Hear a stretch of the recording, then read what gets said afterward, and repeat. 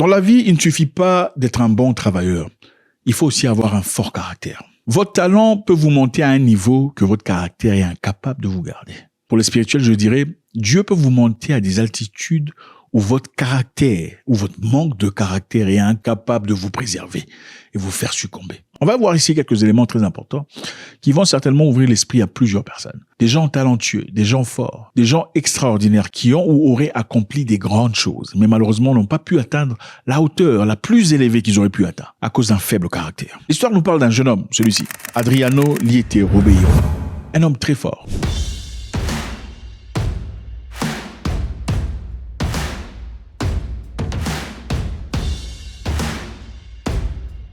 Adriano était surnommé l'empereur. C'était un footballeur extraordinaire. Il était l'un des attaquants les plus redoutés du football mondial au début des années 2000.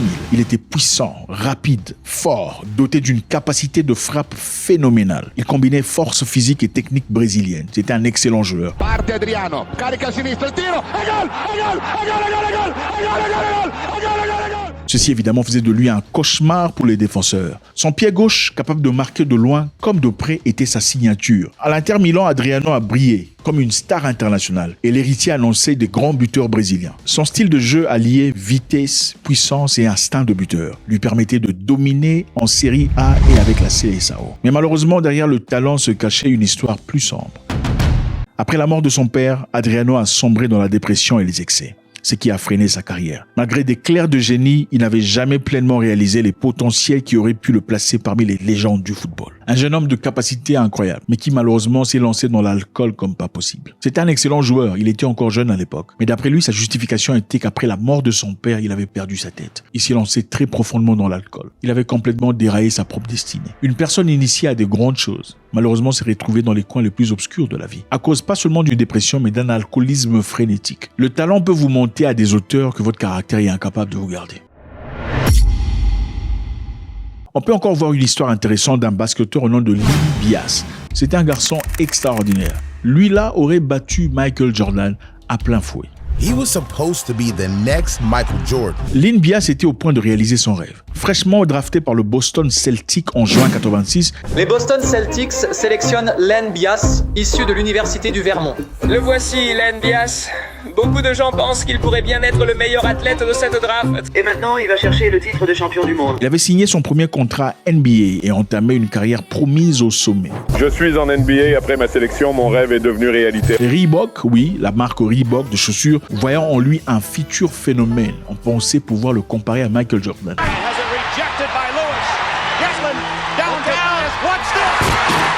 Et répliquer avec lui ce que Nike avait fait avec Michael Jordan. Il voulait en faire en effet son visage marketing, espérant qu'il reproduise l'impact de Michael Jordan avec Nike. L'NBA c'était extraordinaire, un dunker, un bloqueur, 2,3 m, grand de taille, mais à peine 2 jours après le draft, son destin s'est brisé. Line Bias était décédé d'un arrêt cardiaque provoqué par une consommation de cocaïne à seulement 22 ans d'âge.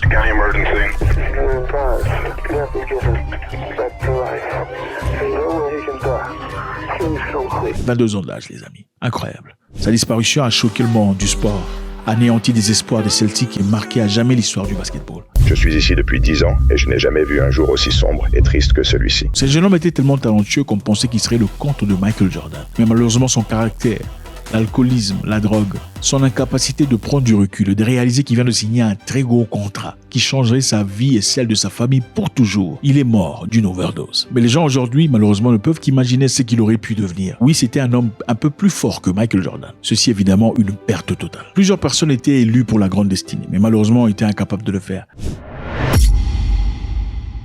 Voyons le cas de Benjamin Mendy. Benjamin Mendy était un jeune fort, beau, élégant, intelligent. Benjamin Mendy, latéral gauche français formé au Havre, a rapidement gravi les échelons du football européen. Brillant à l'AS Monaco, il a contribué au titre de champion de France en 2017, avant de rejoindre Manchester City pour un transfert record. Rapide, puissant et doté d'un excellent centre, Mendy était considéré comme l'un des meilleurs défenseurs de sa génération. Sous les ordres de Pep Guardiola, il devrait devenir un pilier de Citizen et de l'équipe de France, avec laquelle il a remporté la Coupe du Monde en 2018. Mais sa carrière était brutalement freinée par des blessures, mais aussi une chose très importante, des affaires judiciaires qui l'ont longtemps éloigné du football. Mandy malheureusement a été accusé à plusieurs reprises de viol et de tentatives de viol. Bien que ces accusations aient été retirées plus tard, ceci a complètement détruit sa carrière. Ce qui est important ici, ce n'est pas le fait que Mandy eut violé une femme ou pas. Ce qui est important ici, c'est une question de proximité. C'est-à-dire, si nous avons plusieurs cas d'accusation, même fausses, de viol, c'est-à-dire que vous avez été un peu trop près de ces personnes.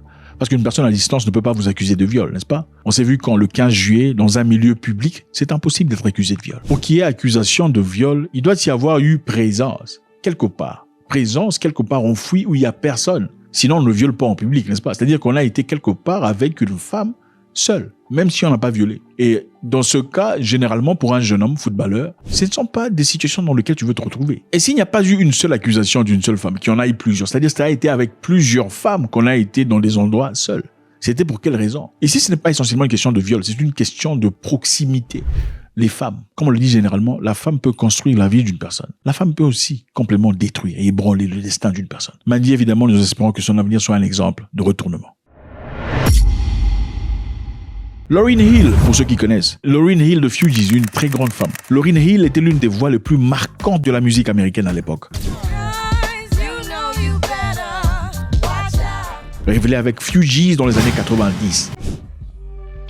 L'industrie de la musique n'est qu'un microcosme du monde. Alors, chaque fois que vous défendez quelque chose, que vous défendez la bonté et la vérité, vous rencontrerez toujours de la résistance. Un point, c'est tout. Je sais que beaucoup ne connaissent malheureusement pas ici. Lauryn Hill a conquis le monde avec son album solo Miss Education of Lauryn Hill. Elle a été récompensée par 5 Grammy Awards, chanteuse, rappeuse et actrice. Et le prix du meilleur album de l'année est décerné à...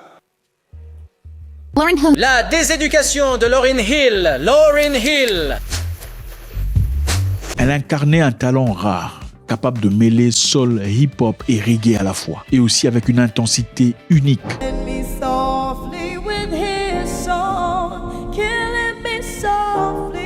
Mais malheureusement, derrière le succès, Lauryn Hill a connu beaucoup de difficultés. Ses problèmes personnels et surtout ses conflits avec l'industrie musicale et ses démêlés judiciaires. Lauryn Hill, en effet, n'était pas une personne sur qui on pouvait faire confiance. D'après les gens dans l'industrie, c'était une personne qui venait toujours en retard et quelquefois s'absentait de ses propres prestations. Imaginez-vous à ce niveau-là, vous êtes une personne très talentueuse, mais vous arrivez à votre propre concert en retard de 2h40 minutes et vous faites une performance de 20 minutes au lieu d'1 heure, comme promis à ses fanatiques. Tout ceci, évidemment, était animé par un orgueil personnel, par un sens de supériorité, parce que ses talents les justifiaient, et aussi par ses habitudes imprévisibles. Lauryn Hill avait des choix controversés, et ceci en ternit son image malgré une base de fans toujours fidèles. Aujourd'hui, Lauryn Hill reste une icône, symbole d'un génie artistique qui a marqué sa génération, mais aussi d'une carrière inachevée, partagée entre éclat de gloire et zone d'ombre.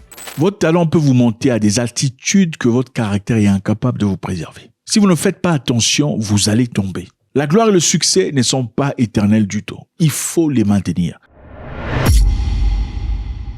Aux États-Unis, il y avait un jeune politicien d'origine ghanéenne au nom de Kwame Kilpatrick. Il était considéré comme une étoile montante de la politique américaine.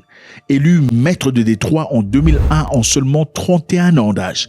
J'ai été élu maire à l'âge de 31 ans parce que j'ai osé de grandes choses pour les citoyens de ma ville. 31 ans d'âge, maître de Détroit. Kwame incarnait le renouveau et l'espoir d'une ville en crise. Charismatique.